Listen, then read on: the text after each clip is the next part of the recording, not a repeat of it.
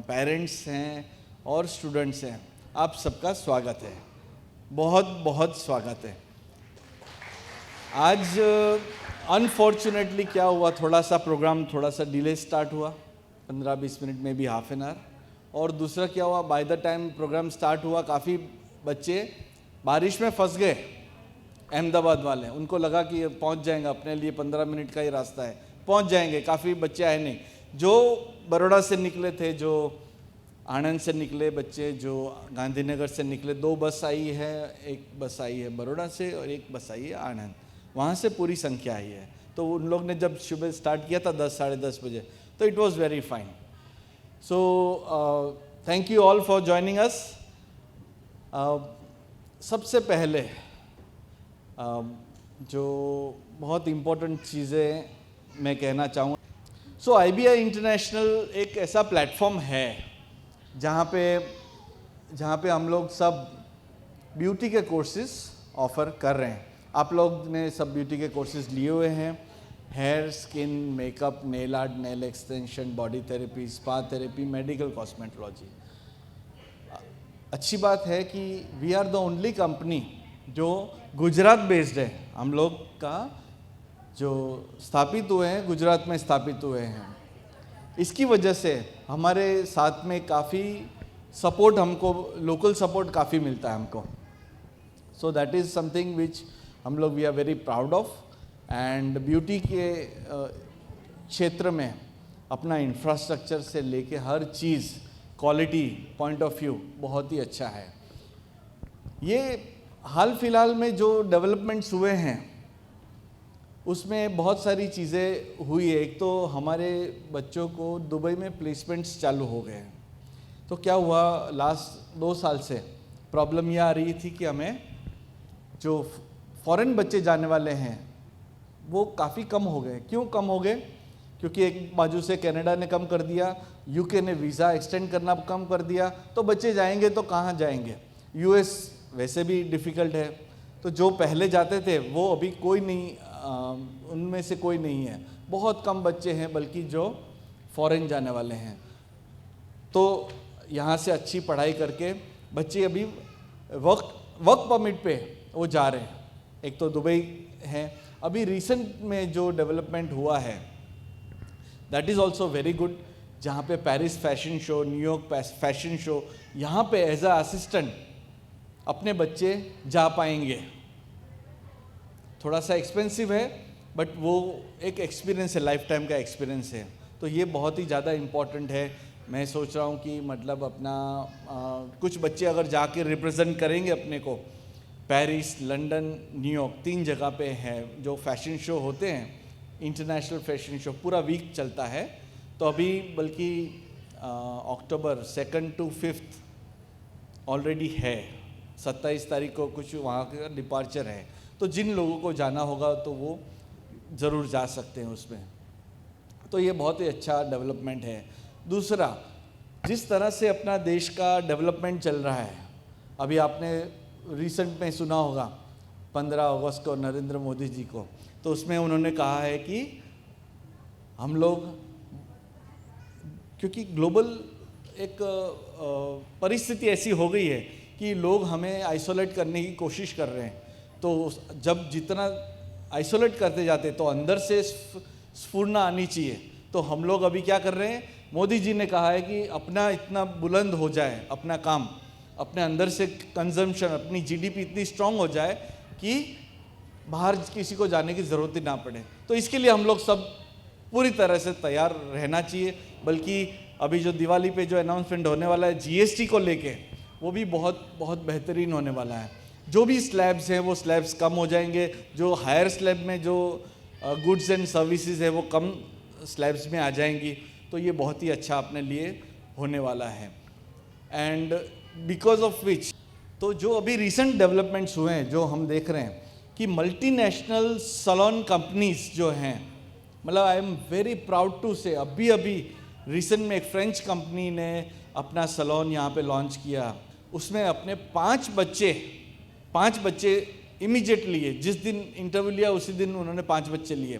हालांकि उनको चाहिए बहुत ही हाई क्वालिटी, हाई क्लास वो चाहिए होते हैं। अपने तो क्या शुरुआती बच्चे होते हैं जो स्टार्ट से वो होते हैं, तो बट धीरे धीरे वहाँ पे जाके बहुत अच्छा सेटलमेंट उनका होगा, और अभी ऑलरेडी वो कर रहे हैं।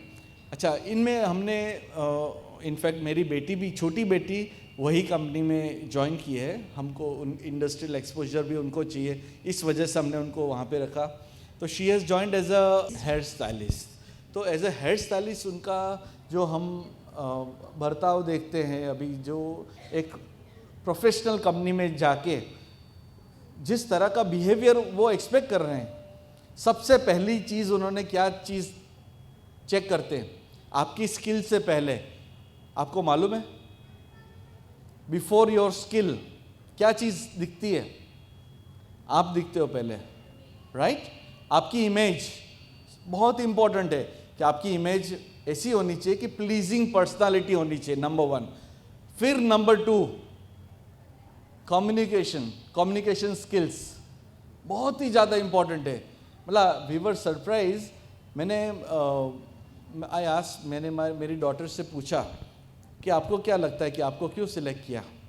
बोले कि हमारी कम्युनिकेशन प्रोफिशिएंसी के वजह से।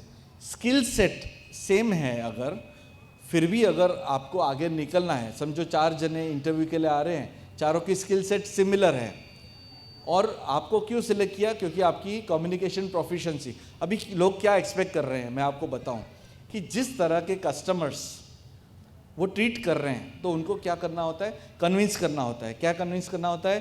कि आप हमारे पास आए, first of all thank you, फिर हेयर एनालिसिस करेंगे, स्कैल्प एनालिसिस करेंगे, फिर वो स्कैल्प को देख के उसमें सजेस्ट करेंगे कि आपको कौन सी ट्रीटमेंट मिलनी चाहिए। वो उसके बाद जो है ड्यूरिंग द पूरी प्रोसेस उनको ये समझाना है कि आपकी त्वचा के लिए या आपके हेयर के लिए ये चीज़ें आपको करनी चाहिए। सर, मैं यहाँ पे एक चीज़ बोलना चाहूँगी सारे स्टूडेंट्स को। जैसे अपना सिलेबस है, उसमें हर एक में हम स्किन एनालिसिस, जैसे स्किन का सब्जेक्ट आप पढ़ते हो तो स्किन एनालिसिस पढ़ते हो, हेयर एनालिसिस पढ़ते हो हेयर में, ठीक है। लेकिन काफ़ी बच्चे क्या करते हैं, प्रैक्टिकल कर लेते हैं, एनालिसिस पे फोकस नहीं करते हैं, राइट। आजकल स्टूडेंट्स में जो क्लाइंट आपके पास आएंगे उसमें अवेयरनेस भी बहुत है, तो ऐसी लेटेस्ट चीज़ें आप दोगे, आपके सिलेबस में है लेकिन हम फोकस नहीं कर रहे हैं। तो ट्रेनर को भी रिक्वेस्ट है कि इनको कंपलसरी ये सब कराना है, एज वेल एज स्टूडेंट को भी रिक्वेस्ट है कि बिफोर आप कोई भी प्रोसेस करो उससे पहले skin analysis and hair analysis compulsory करना है आपको। जो फॉर्म आपकी बुक्स में दिया है, तो क्या है आप तो यहीं पे ट्रेन हो जाओगे तो आपका सिलेक्शन ईजी हो जाएगा ना। और जगह पे ये नहीं करवाते हैं, तो ये कंपलसरी आपको करना है। दूसरा, जो इंग्रेडिएंट्स आप पढ़ते हो कि हर एक प्रोडक्ट में जो इंग्रेडिएंट्स है उसका नॉलेज भी आपको बहुत अच्छे से होना चाहिए। मेरी दोनों डॉटर इसी सैलून में है, एक बॉम्बे में है और एक तो मैं भी कंटिन्यूस उनके टच में हूँ तो पूछती रहती हूँ। तो दोनों का जो क्लाइंट कंसल्टेशन और जो इंग्रेडिएंट का जो उनको बेनिफिट होता है ना, उससे क्लाइंट कन्वर्ट बहुत जल्दी हो जाते हैं उनके, क्योंकि वो हर एक इंग्रेडिएंट का बेनिफिट उनको बता पाती है इजीली। तो कब आप बता पाओगे? जब आपको नॉलेज होगा, राइट। तो कभी कभी हम पढ़ने के लिए वो सब चीज़ें छोड़ देते हैं कि चलेगा, हमको तो फेशियल अच्छा आना चाहिए या हेयर कट्स या ब्लो ड्राई अच्छा आना चाहिए। ऐसा नहीं है। आपको अगर देखो, सैलून में सिलेक्ट कब आपको करेंगे? जब आपका स्किल भी अच्छा होगा, है ना, आपका हाथ का काम तो अच्छा ही होना चाहिए। लेकिन जैसे सर ने बताया कि आपकी पर्सनालिटी, ओवरऑल लुक, तो वो भी आपका पहला ही चैप्टर है, प्रोफेशनल आउटलुक। लेकिन कोई बच्चे फॉलो नहीं करते हैं, है ना। आपको मोबाइल रखने के लिए बोलते हैं तो मना कर देते हैं कि ऐसा मोबाइल कौन रख देगा। वहाँ पे पूरे टाइम, मतलब 10 बजे से लेके 8 बजे तक की उनकी ड्यूटी है, वो मोबाइल नहीं टच कर सकते, एक्सेप्ट लंच टाइम, है ना। लंच टाइम में वो बात मैसेज कर लेते हैं, बाकी चालू उनका जो टाइम है उस टाइम पे वो मोबाइल टच नहीं कर सकते।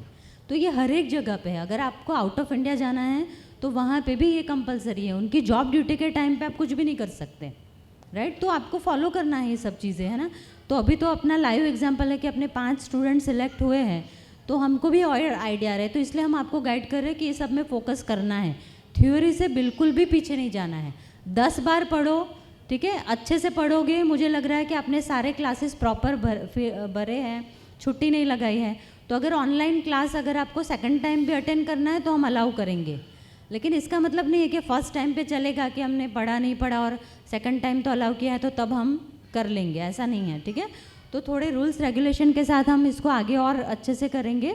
लेकिन आपको जो मेन फोकस करना है आपका स्किल के साथ आपका ओवरऑल आउटलुक, जो प्रोफेशनल आउटलुक हम पढ़ते हैं, एज वेल एज आपके skin analysis and hair analysis form, ठीक है, प्लस आपका कम्युनिकेशन स्किल, आप अच्छे से बोलना, ज़रूरी नहीं है कि इंग्लिश में ही बोलो, लेकिन इंग्लिश हो तो बहुत अच्छा है, ठीक है, लेकिन आपकी हिंदी भी बहुत अच्छी होनी चाहिए।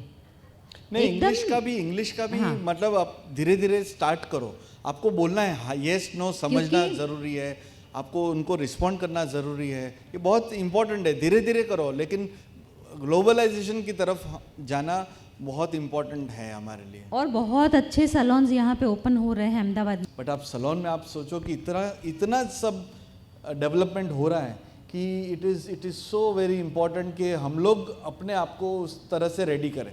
दूसरा मैंने बताया, मैं अपनी डॉटर से बात कर रहा था, तो मैंने बोला कैसे हैं आपके साथ बिहेवियर कैसा है, लोग कैसे हैं, तो बोल रहे कि अनइमेजिनेबल, जितने प्रोफेशनल्स हैं सभी लड़के हैं, उसके जो सेक्शन है एक ही लड़की है, वो छोटी सी है, और सभी उससे कम से कम 6, 7, 8 साल 10 साल बड़े। तो इतना हैंडलिंग में इतना ध्यान रखते हैं वो लोग हर चीज़ में। ऐसा नहीं कि मतलब प्रोफेशनलिज्म जिसको बोलते हैं वो एकदम प्रॉपरली आता है, किसी ने कोई ल्यूड कमेंट बोल दिया, कुछ कर दिया, ऐसी कोई बात नहीं होती है। तो ये बहुत इम्पोर्टेंट है। कभी भी आपको चेहरे पे कोई, अगर आप थके हुए हो तो भी आपको दिखाना नहीं है कि आप थक गए हो या फॉर एनी रीज़न। उनका टाइमिंग फिक्स है, आना फिक्स, जाना फिक्स, उसके बीच में मोबाइल आपके हाथ में नहीं होना चाहिए। सिर्फ आपको जो लंच टाइम होगा उस टाइम पे आप मैसेज कर सकते हो, उसमें भी ज़ोर ज़ोर से बातें नहीं कर सकते हो। उसके बाद आप शाम को अपने टाइम पे आप पंच आउट करके, उसमें भी अगर इमरजेंसी आ गई, कल ही ऐसा हुआ तो 1 घंटा 1.5 घंटा और वो हो गया। अभी ये दिवाली आप कभी भी थकने नहीं चाहिए। मैं आपको मेरा पर्सनल एक्सपीरियंस स्टूडेंट्स के साथ बोल रही हूँ। पहले तो इनिशियल स्टेज पे मुझे है ना, जब मैं फ़र्स्ट टाइम जॉब लगी ये कोर्स सीखने के बाद, तो अंशु सर ने मुझे एक ही चीज़ बताई थी कि जब भी आप ज्वाइन करते हो ना कहीं पे जॉब में, आपका जब करियर का इनिशियल स्टेज है तो हमेशा लर्निंग पे फोकस करो, कभी भी अर्निंग पे मत फोकस करो। मैं बहुत स्टूडेंट को देखती हूँ कि जब आपको प्लेसमेंट के लिए बोलते हैं ना तो 8-10 हज़ार सैलरी बोलेंगे, मना कर देंगे कि मुझे तो 15-20 होगी तो ही चलेगा। आप कभी भी अपना करियर नहीं बना पाओगे, क्योंकि इस इंडस्ट्री में आपको जॉब अगर सैलरी अच्छी चाहिए, इनकम अच्छी चाहिए, तो आपको 6 महीने परफॉर्म करना पड़ेगा बेसिक सैलरी से भी, राइट। तो इनिशियल सैलरी आपकी 8 to 10,000 होगी, लेकिन जैसे आप काम करोगे ना, आपका वर्क देख के, आपका एटीट्यूड देख के, है ना, आपका बिहेवियर देख के फिर वो बढ़ाते हैं 6 महीने के बाद।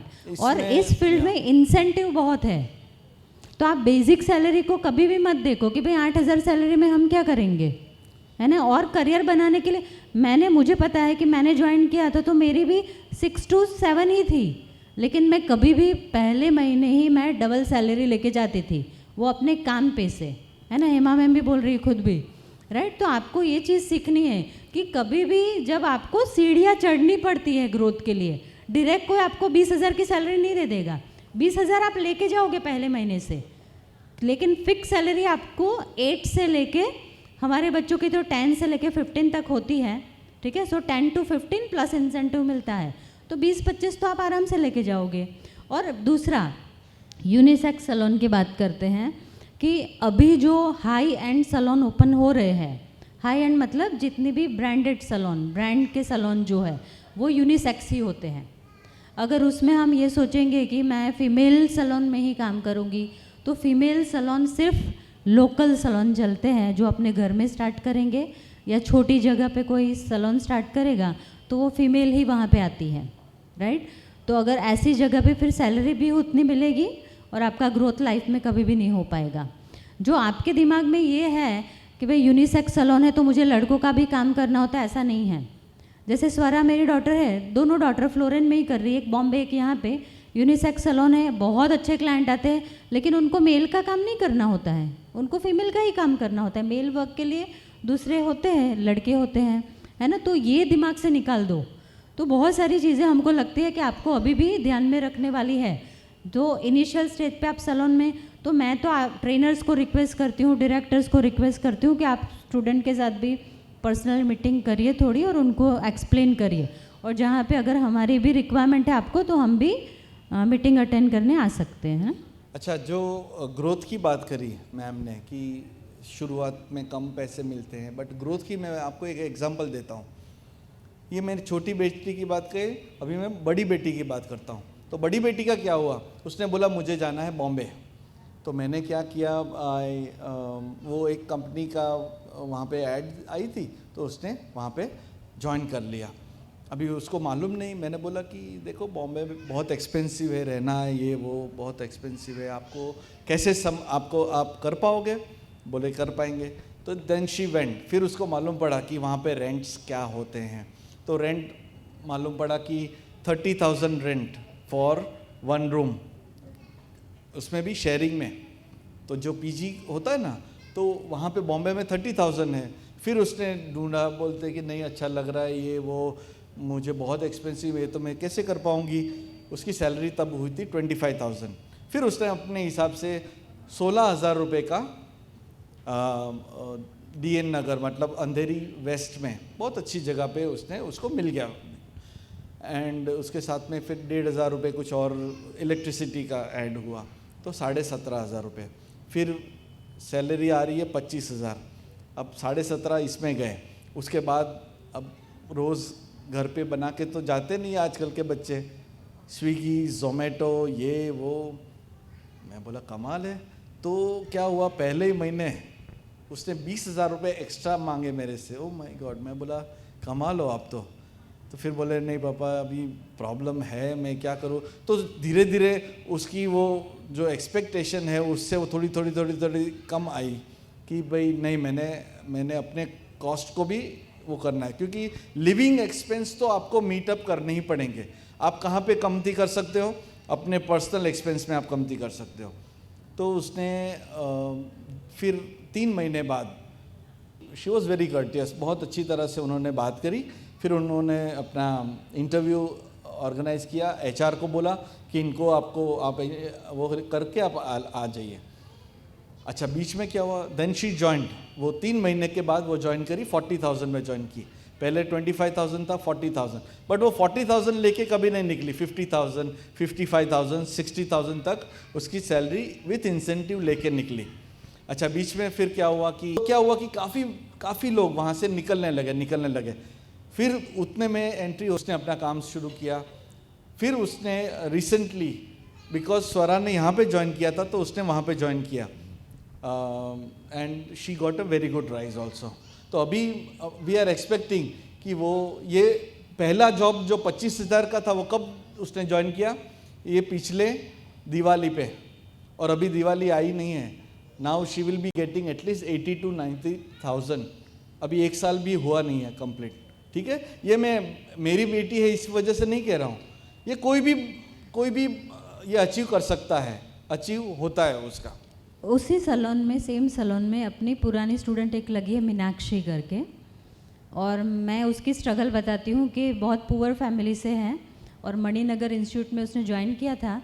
फिर मणिनगर हमने बंद किया, तो वो अपना कोर्स करने ड्राइविंग इंस्टीट्यूट डेली आती थी वटवा से, है ना। अभी आपको लगता है कि यहाँ से नियर बाई भी आना होता है ना, तो टाइमिंग में आते नहीं हो, 15 मिनट लेट, आधे घंटे लेट। वो डेली टाइम टू टाइम वटवा से अप डाउन करके वो लड़की आती थी।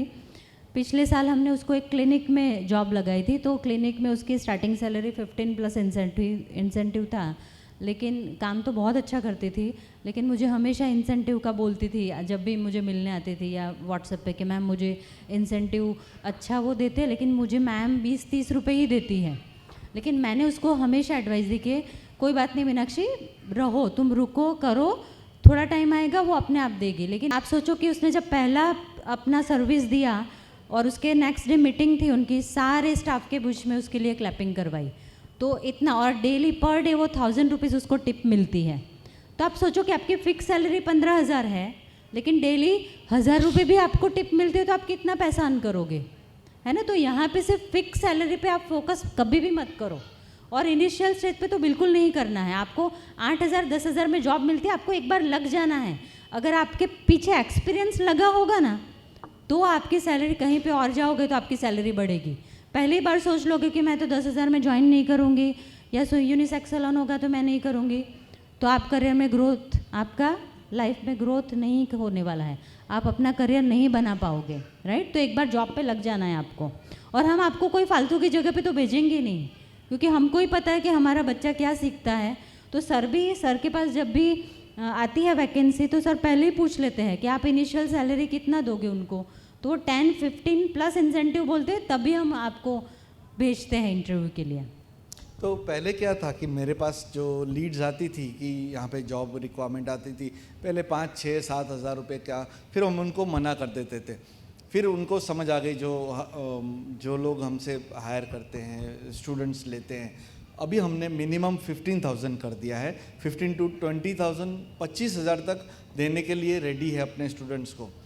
आप लोग मतलब कहीं पे भी कॉम्प्रोमाइज़ करके कभी मत जाना, कहीं पे भी जॉब के लिए भी, कि अपना स्टेटस, क्योंकि आपको नॉलेज है, और ये जो स्किन का, हेयर का जो नॉलेज है, वो नॉलेज सबसे इम्पॉर्टेंट, जो थियरी आपको सिखाई जाती है, ये बहुत ही अच्छा है। And this is not based on, हमारे मार्केटिंग के लिए नहीं कह रहा हूँ, बट ये मैं जो सुन रहा हूँ वहाँ से जो फीडबैक ले रहे हैं, तो वो बहुत ही पॉजिटिव हमारे लिए आ रहे हैं। ठीक है।